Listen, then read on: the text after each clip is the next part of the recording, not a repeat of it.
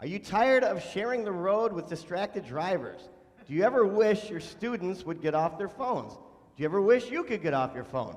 He just rode his bicycle 7,000 miles around the United States and raised over $40,000 to end distracted driving.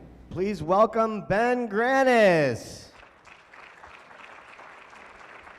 I want to introduce you to Merritt Levitan. She graduated from high school in 2013. 2 weeks after this photo was taken, Merritt was killed by a driver who was texting for 4 seconds. 9 people every day are killed in crashes involving distracted drivers. And I believe that living eyes up and the 3 simple steps associated with living eyes up will cause those problems to just melt away.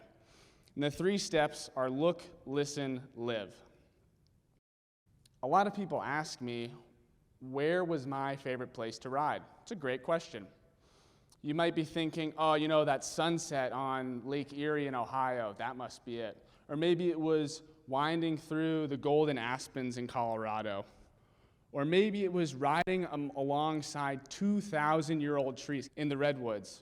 Or crossing the Golden Gate Bridge, the iconic landmark in San Francisco. My favorite place was actually Kansas. And you might be thinking, Kansas? Kansas is not flat. Take a look at this beautifully detailed illustration. It's actually a ramp.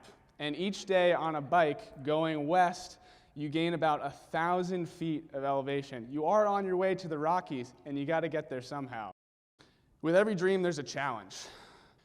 My first big hurdle was going over Wolf Creek Pass in Utah. This was early October, but an unusually early winter storm came, and I was going up over 9,000 feet on my bike.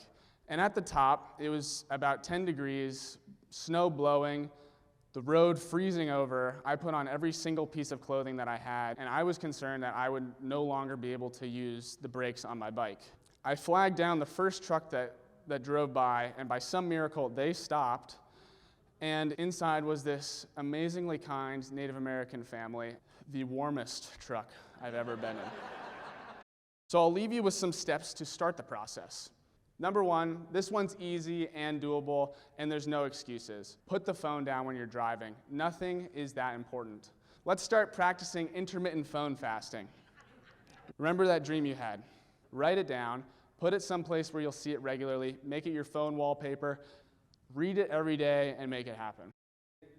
We could spend those simple moments throughout our days looking at what other people are doing on social media for 5 years over the course of our lives, or we could do something simple like looking at the sunset and appreciating what's right in front of us. How are we going to live, people?